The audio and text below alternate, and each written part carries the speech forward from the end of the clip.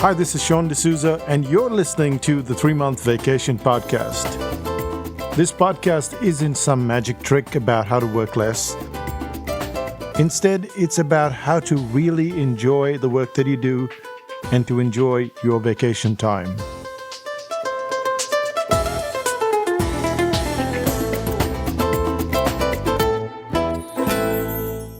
This is the 3-Month Vacation. I'm Sean D'Souza.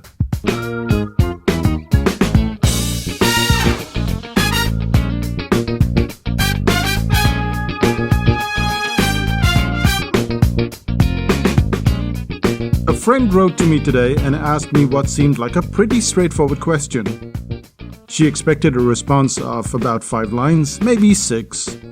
Instead, I ended up with over 2,500 words. So what was her question? It was, what traits do you consider to be the hallmarks of quality in a piece of content? The answer is something that most writers may not want to hear. It's an answer that demands sacrifice, going against the grain, and being persistent when things are going horribly wrong.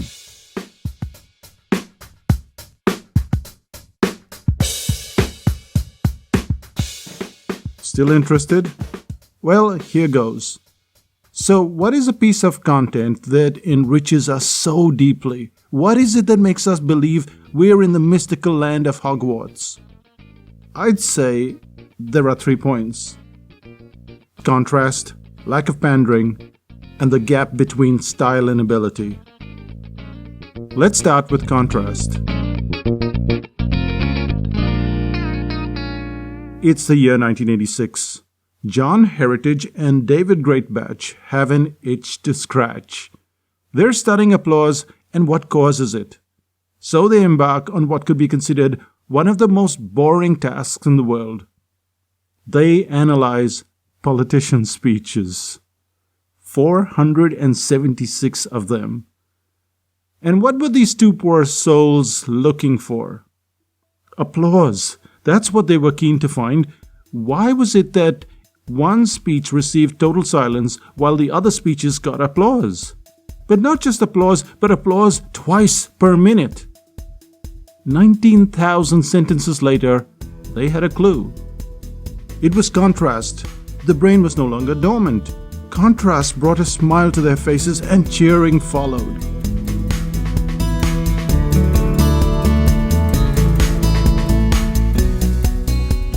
Contrast requires you and me to work so much harder. But contrast also puts you in a strange and precarious position. If everyone says, you should go this way, and there is a writer that says, no, you're headed into sheepland, this is the way to go. Now, that is going out on a limb. Contrast is scary. It's much easier to say what everyone else is saying.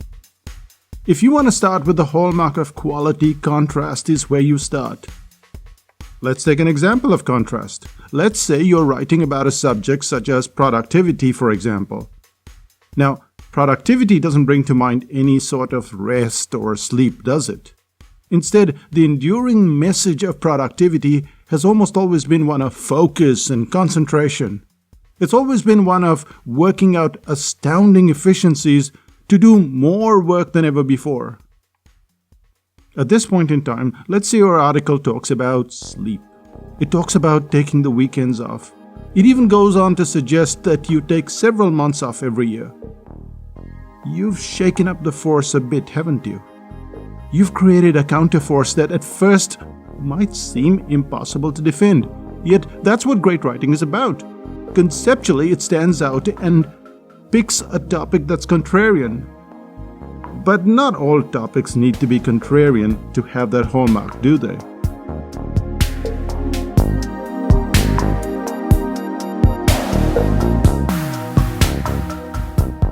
You could write articles on topics that have none of this rebellious nature and still bring out the big guns. This calls for a bit of roller coaster in your writing. An article needs to have a flow so the reader can move forward, but just as important is a counterflow. Flow by itself is super boring. Try this paragraph, for example.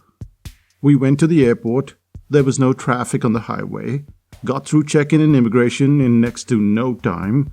Then we sat down to have a beer. So what are you thinking at this point in time? I'll tell you what, you're wondering if the story has any purpose. And yet, the moment counterflow comes into play, you're alert again. Let's go back to the story.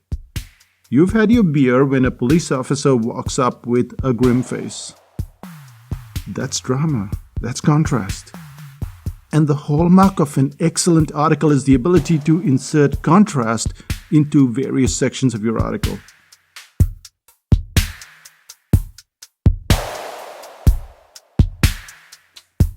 Counterflow needs to head back to flow, however. Too much counterflow and your reader is turned off. The grim police officer, the spilling of the beer on your white shirt, the missing of the flight, and the article seems to be falling right out of the skies. Which is why contrast matters so much. Contrast is a constantly evolving set of words that get you to slip-slide through, yes, like a roller coaster. Up, and down. But contrast is only one hallmark of good writing. The second is the lack of pandering.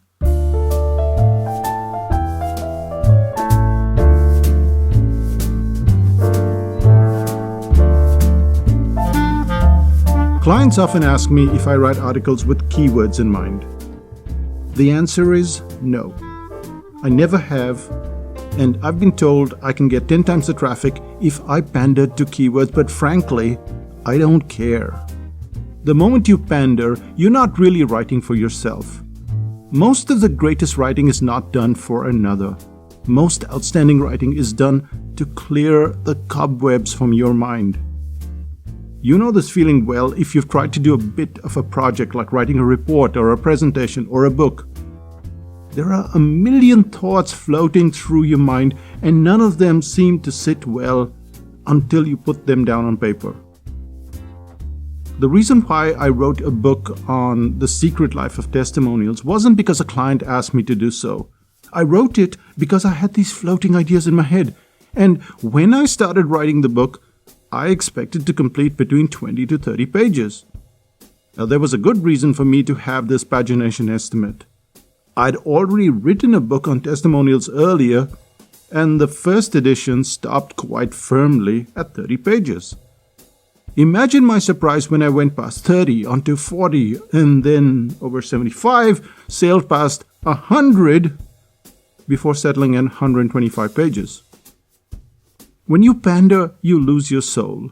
You stuff keywords into your headlines, write less than interesting opening paragraphs, and do things that just don't resonate with being a writer.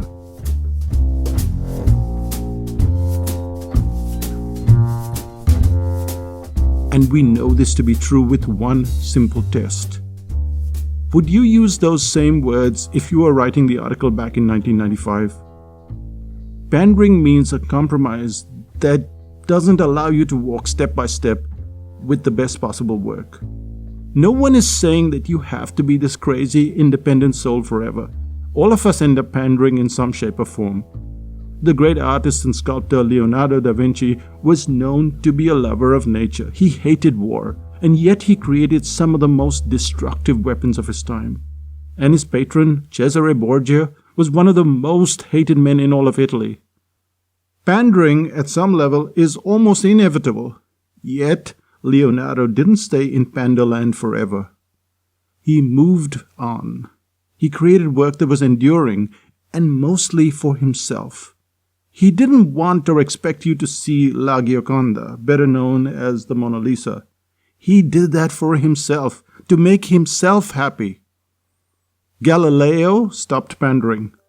The father of geology, a Scot named James Hutton, refused to pander. Charles Darwin wrote 400 pages of stuff that rocked our world forever. The biggest exposés, the most interesting movies, they all refuse to buckle down and pander even when they know that pandering is profitable.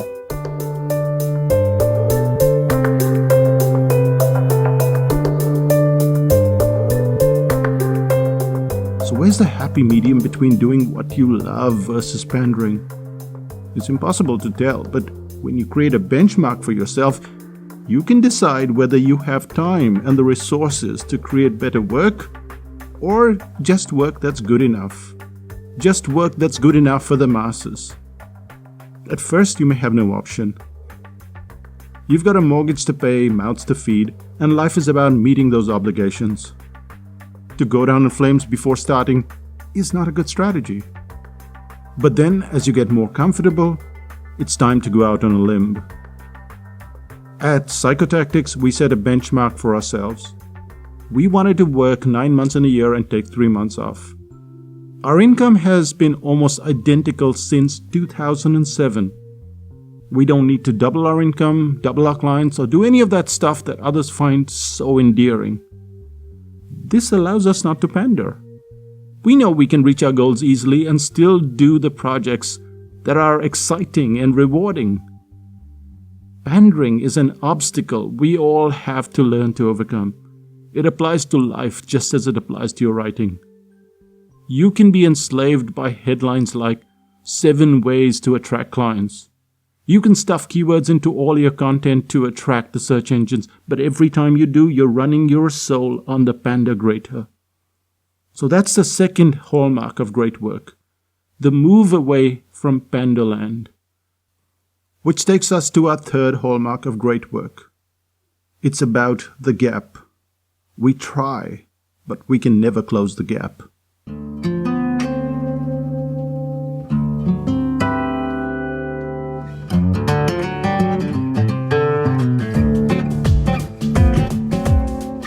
When you first start writing, getting an 800-word article on paper is enough to drive you to devour a tub of ice cream.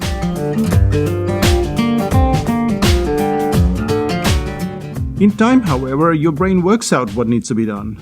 A combination of writing, learning, resting, and confidence bubble up to the point where writing is never exactly a joy, but it's no longer a frustration. Yet when you're done with the writing, it seems to have no soul. It reads pathetically like the work you see all over the internet. And here is what Ira Glass, host of This American Life, has to say. Nobody tells people who are beginners, and I really wish somebody had told this to me, is that if you're watching this video, somebody wants to make videos, right?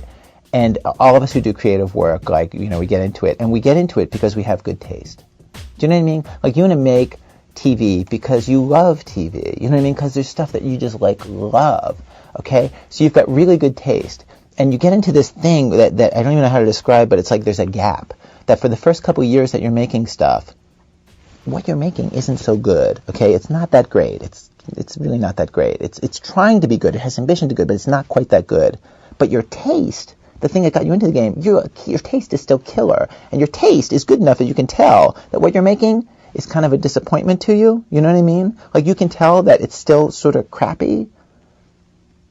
A lot of people never get past that phase. A lot of people at that point, they quit. And the thing I would just say to you with all my heart is that most everybody I know who does interesting creative work, they went through a phase of years where they had really good taste. They could tell what they were making wasn't as good as they wanted it to be. They knew it felt short. And some of us can admit that to ourselves, and some of us are a little less able to admit that to themselves. But we knew, it didn't have this special thing that we wanted it to have. And the thing I would say to you is everybody goes through that. And for you to go through it, if you're going through it right now, if you're just getting out of that phase, or if you're just starting off and you're entering into that phase, you got to know it's totally normal. And the most important possible thing you could do is do a lot of work. Do a huge volume of work. Put yourself on a deadline so that every week or every month you know you're going to finish one story. You know what I mean? Whatever it's going to be. You create the deadline. It's best if you have somebody who's waiting for work for you, somebody who's expecting it from you, even if it's not somebody who pays you, but that you're in a situation where you have to turn out the work. Because it's only by actually going through a volume of work that you're actually going to catch up and close that gap. And the work you're making will be as good as your ambitions. Ira Glass is referring to the gap in your brain. But what he doesn't say is what he and every other great writer or creator know to be true. Style is about getting worse before you get better. Your work is bad, but then it turns crappy. The reason why you give up is because you've pushed your boundaries and ended up in crappy land. And you figure out, well, if I'm just going to go from bad to worse, I might have no talent whatsoever. And you're right. Talent isn't inborn. Talent has to be acquired. It has to be nurtured. You have no talent whatsoever. And that seemingly stupid thing you just did when you pushed your boundaries, when you went outside your comfort zone, well, that just made the gap between your ability and taste so much greater. There's a reason, of course. There's a reason why your work goes downhill. The brain is stepping outside its comfort zone. When the brain steps into this frosty land, it has to do so much more, it has to read so much more, it has to experience so much more. But not just more in your own field. You have to go beyond that. You have to read about how continents were created, how birds took flight, why diamonds should logically never exist.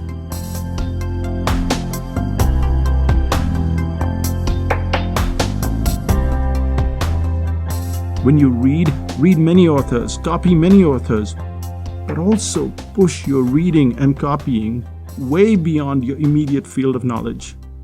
If you're a designer, put your design books in a safe. If you're an architect, look for books on gravity. If you're really going to learn style, you have to push up and wide at the same time. You're going to have to learn your craft, yes, but you're also going to have to get into other worlds. And there's a good reason why. Your style is an amalgamation of thoughts. You may consider your style to be unique, but every style is simply a melting pot, bubbling slowly and deliberately.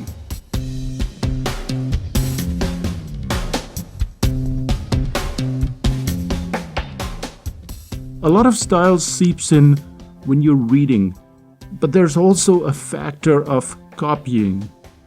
The greatest works of our time have involved copying. Not plagiarism, but copying. And you do this to a point where you become a sort of style clone. Then, when you've had enough fill of copying one person, you copy someone else, then a third, a fourth, and a fifth. One day you wake up and you have a unique style. You know this to be true because everyone around you says so. They comment on your unique style. They say it's so different. And what they're commenting on isn't just a look, it's a culmination of your taste and your skill, a combination of the ideas of the masters that have gone before you. An amalgamation so deep that you feel the style is all your own. But you know deep down that it's come from that cavern of knowledge that's too deep to go back into. And then, just as you've reached your pinnacle of taste, you realize that you're not the guru that you aspired to be. You've climbed one mountain, and there before you lie the Himalayas of taste. You have so many mountains to climb. The gap continues to exist. And that brings us to the end of this podcast. So let's summarize, shall we?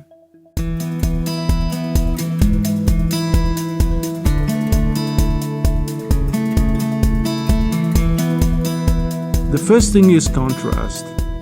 Contrast is crucial. There must be flow, then counterflow, and back to flow again. This is what makes for great content. The second factor is one of lack of pandering. The lack of pandering is scary, but that's where originality springs forth. Pander if you must, but move away from the evil as quickly as you can. The third one is the gap. And the gap between style and ability is incredibly frustrating, but sooner or later you close that gap enough to be amazing. But still, you're never quite at the level you want to achieve. And that eternal gap is what keeps you interested in the game forever.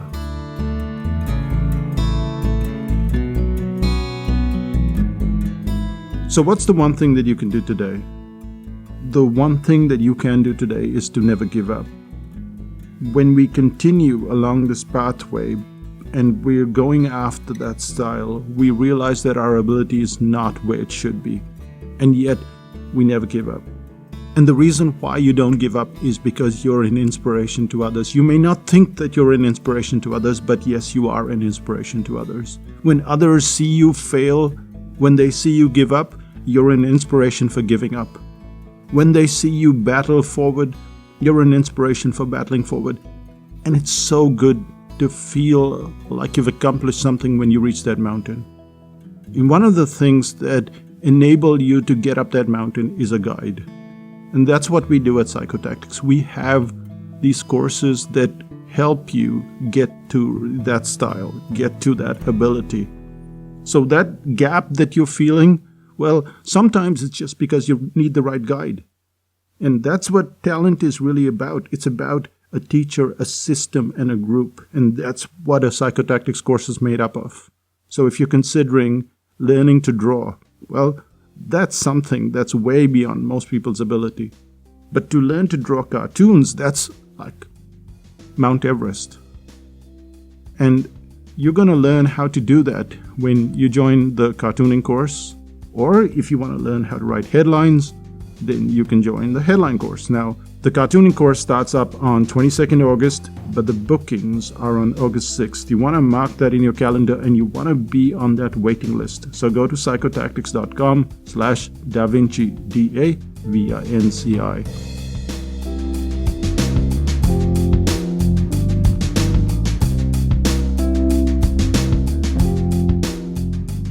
And about the headline course, well, you can write amazing headlines and use them everywhere. I mean, there is not a single day that I don't have to use headlines. And you'll find that once you get over this pain of wondering how to write a headline, it seems like just a line, but it's just so frustrating. So we'll learn the science of headlines and how to churn out hundreds of headlines. Now this course starts on the 6th of September, but August 13th is the day you want to bookmark. August 13th is the day that the bookings open, and we only have 25 seats. We won't go to 26, believe me. We won't have extended offers. We won't have any of the stuff that you see online. We're not into pandering. We do stuff our own way, and it's given us a very good life. It's given us time off, it's given us weekends, it's given us the 3-month vacation. When we finish this episode, we are going on a vacation. We're going back to meet my parents. They're in India, and I'll be gone for a month. So you'll have a bunch of reruns, really good reruns, but that's what's going to happen in the next few weeks, and I hope you'll enjoy the reruns. If you want to get in touch with me before I leave and after I get back, I'm at Sean@psychotactics.com or Sean D'Souza on Twitter, Sean D'Souza on Facebook. That's me saying bye from 6:03 a.m. Bye-bye.